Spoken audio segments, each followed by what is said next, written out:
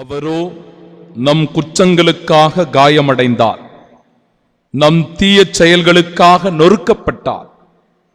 நமக்கு நிலை வாழ்வை அளிக்க அவர் தண்டிக்கப்பட்டார். அவர் தம் காயங்களால் நாம் குணமடைகின்றோம். இயேசுவின் காயங்கள் அவருக்கு தாங்க முடியாத வேதனையை தந்தது, வலியை தந்தது. இந்த உலகிலே எவரும் சுமக்க முடியாத பாரமான சுமையை சுமந்து கொடுமைகளை அனுபவித்து சித்திரவதைகளை தாங்கிக் கொண்டு இதோ கல்வாரி மலையை நோக்கி நடக்கிறார் நம் தேவன் இயேசு, நம் ஆண்டவர் இயேசு. அவருடைய இந்த பயணம் இந்த உலகத்திலே எவருக்கும் வராத ஒரு கொடுமையான மரணமாய் அமைந்திருந்தது. இந்த உலகத்தில் மீண்டும் மீண்டும் நினைவு கூறப்படுகிற ஆண்டவர் இயேசு கிறிஸ்துவினுடைய இறப்பு மிக பெரும் வரலாற்று நிகழ்வாக அமைந்திருக்கிறது. இந்த உலகத்தில் வேறு எவருக்கும் இப்பேற்பட்ட ஒரு கொடுமையான ஒரு மரணத்தை இந்த உலகம் தந்ததில்லை. எவ்வளவோ பேர் இந்த உலகத்திலே வாழ்ந்து மடிந்து போயிருக்கிறார்கள். ஆனால் இயேசுவுக்கு கொடுக்கப்பட்ட இந்த மரணம் ஒரு அநியாய மரணம். நல்லவராய், தூயவராய், புனிதமானவராய், மாசற்றவராய் இருந்த ஆண்டவர் இயேசு கிறிஸ்துவுக்கு அன்பிற்கும் நீதிக்கும் உண்மைக்கும் குரல் கொடுத்த இயேசுவுக்கு, தந்தையின் திருவுளத்தை இவ்வுலகத்திலே நிறைவேற்றிய ஆண்டவருக்கு இந்த உலகம் கற்றுக் கொடுத்த பாடம் சிலுவை மரணம். சிலுவை என்பது ஒரு அவமானத்தின் அடையாளம். பார்ப்பவர் எல்லோரும் அந்த சிலுவையில் அறையப்பட்டவர்களை நினைக்கும் போது வெட்கி தலைகுனிவார்கள். காரணம், அது கயவர்கள், கல்வர்கள் அறையப்படுகின்ற அடையாளமாய் அமைந்திருந்தது. ஆனால் நீதிமான் இயேசுவின் கரங்களில் இந்த சிலுவை தவழ்ந்ததால், அந்த ஆண்டவர் இயேசு கிறிஸ்துவினுடைய தோள்களில் இந்த சிலுவை இருந்ததினால் இன்று வெற்றியின் சிலுவையாய், வெற்றியின் அடையாளமாய் நாம் எல்லோரும் அவற்றை பெருமையுடன் உற்று நோக்குகின்ற மீட்பின் கருவியாய் மாறியிருக்கிறது. என் அன்பிற்குரியவர்களே, ஆண்டவர் இயேசு பல்வேறு நிலைகளில் தன் உடலிலே காயத்தை சுமந்தார். அவருடைய உடலில் சுமந்த அந்த காயங்கள் ஒவ்வொன்றும் பல்வேறு விதமாய் அமைந்திருந்தது. ஆண்டவர் இயேசு கிறிஸ்துவை தடியை கொண்டு தாக்கினார்கள். அதனால் அவருடைய உடல் எல்லாம் இரத்தங்கள் கட்டி கட்டியாக மாறி கண்ணிப்போய் அவருடைய உடலில் அப்படியே வீக்கங்கள் அதிகமாக இருந்தது. இப்படிப்பட்ட ஒரு வகையான காயத்தை அவருக்கு கொடுத்தார்கள். மனிதனுடைய எலும்புகளை எல்லாம் ஒன்றாக சேர்த்து கூரிய ஆணிகளால் அவற்றை ஒன்றாக பின்னி வைத்துக் கொண்டு அவருடைய உடலிலே அவர்கள் தாக்குகிறார்கள். அவற்றை எவ்வாறு விவிலியம் குறிப்பிடுகிறது என்றால், ஒரு உழவன் எவ்வாறு நிலத்தை கலப்பையை கொண்டு உழுகின்றானோ அது எவ்வாறு ஒரு கீறலை ஏற்படுத்துகிறதோ அதுபோன்று இவர்கள் தாக்கிய அந்த சாட்டை அடிகள், என் அன்பிற்குரியவர்களே, ஆண்டவர் இயேசு கிறிஸ்துவனுடைய முதுகில் அப்படியே ஏரினை உழுவது போன்று, கலப்பையால் உழுவது போன்று கீறல்களை ஏற்படுத்தியது. அது ஆழமான கீறல்களாய் அவருடைய உடலிலே சதையை பீத்துக் கொண்டு வருவது போன்று அமைந்திருந்தது. அவருடைய உடலை அப்படியே சிதைக்கக்கூடிய அளவிலே இதோ இந்த கயவர்கள் தாக்குகிறார்கள். ஆண்டவர் இயேசு கிறிஸ்துவனுடைய இந்த காயங்களில் மற்றொரு வகையும் உண்டு. அவருடைய தலையில் முள்முடியை வைத்த போது கூர்மையான அந்த முட்கள் அவருடைய தலையை ஆழமாய் குத்தியது. வேதனையையும் வலியையும் கொடுமையையும் அது தந்தது. ஆனால் அந்த வேதனையில் ஒரு கூட்டம் சிரித்துக் கொண்டும் அவரை அவமானம் செய்து கொண்டும் கேலி கிண்டலும் செய்து கொண்டும் இருந்தது. ஆண்டவர் இயேசு கிறிஸ்து இப்பேற்பட்ட வழிகளை சுமந்து கொண்டு, தூக்க முடியாத பாரமான சிலுவையை சுமந்து கொண்டு கல்வாரி நோக்கி அந்த கரடு முரடான பாதையிலே நடந்து போய் கொண்டிருக்கிறார். தாங்க முடியாத வலி, கீழே விழுகிறார். கீழே விழும்போது ஈவு இரக்கமின்றி இந்த மனிதர்கள் மீண்டும் அவரை தாக்குகிறார்கள். படை வீரர்கள் அவரை தாக்குகிறார்கள். கீழே விழுந்து விட்ட ஒரு மனிதனை அவ்வாறு தாக்கி கொடுமைப்படுத்தி சித்திரவதை செய்து ஆண்டவர் இயேசு கிறிஸ்துவுக்கு மிக பெரும் வலியாய் வேதனையாயிருந்தது.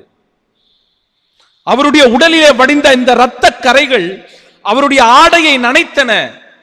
முழுவதுமாக சிவப்பு நிறமாய் மாறிப்போன அந்த ஆடை அவருடைய உடலோடு ஒட்டி கொண்டிருந்தது. ஆண்டவர் இயேசு கிறிஸ்துவை அவமானப்படுத்துவதனுடைய அடையாளமாய் அவருடைய ஆடையை பீத்து எடுத்தார்கள். அப்பொழுது சதையோடு ஒட்டி கொண்டிருந்த, அந்த காயங்களோடு ஒட்டி கொண்டிருந்த அந்த ஆடையை அவர்கள் பீத்து எறியும் போது அந்த வலியும் வேதனையும் ஆண்டவரால் தாங்கிக் கொள்ள முடியாத அளவுக்கு இருந்தது. அதோடு விட்டு விட்டார்களா? இல்லை. கூரிய ஆணிகளை கொண்டு வந்தார்கள். பெரிய பெரிய ஆணிகள். அந்த ஆணிகளை கொண்டு ஆண்டவர் இயேசு கிறிஸ்துவை அந்த சிலுவை மரத்தோடு அறைந்தார்கள். சிலுவை மரத்தோடு அறைந்தார்கள். உள்ளம் கையில் இல்லை, மாறாக நம்முடைய இதோ இந்த பகுதியிலே அவர்கள் அறைகிறார்கள். மணிக்கட்டு, கையினுடைய மணிக்கட்டு என்று சொல்லப்படுகிற இந்த பகுதியில் தான் ஆண்டவர் இயேசு கிறிஸ்துவை சிலுவையில் அறைகிறார்கள். இரண்டு பக்கமும் அறைந்த அவர்களுடைய அந்த கொடூரமான ஒரு செயல், அந்த கையானது பீத்து கொண்டு வராத அளவிற்கு அது இறுக்கமாய் இருக்க வேண்டும் என்பதனால் அவர்கள் அச்செயலை செய்தார்கள். கால்களை இறுக்கி வைத்து கால்களில் ஆணியை அறைகிறார்கள்.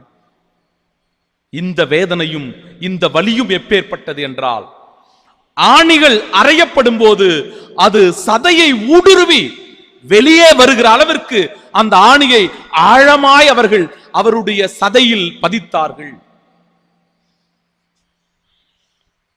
இப்பேற்பட்ட கொடுமைகளை எல்லாம் செய்த அவர்கள் இறுதியாக ஆண்டவர் இயேசு கிறிஸ்துவிற்கு மீண்டும் ஒரு காயத்தை ஏற்படுத்துகிறார்கள்.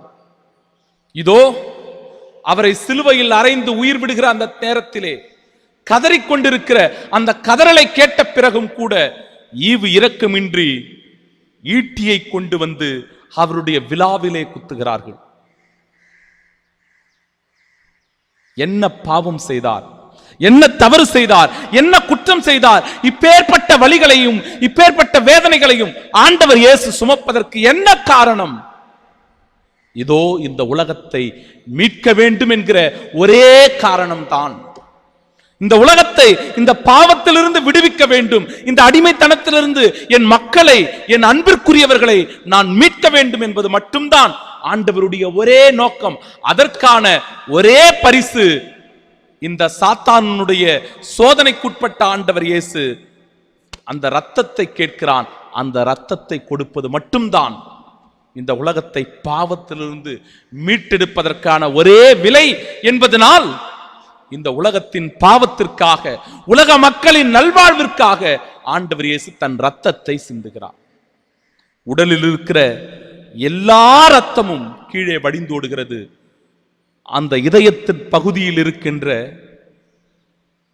சிறிதளவு தண்ணீரும் இரத்தமும் வழிந்தோடின என்று நாம் வாசிக்கிறோமே, அது இதயத்தை ஊடுருவுகின்ற அந்த இடத்திலே குத்தப்பட்ட விலாவின் காயங்களில் இருந்து வந்ததாய் அமைந்திருக்கிறது.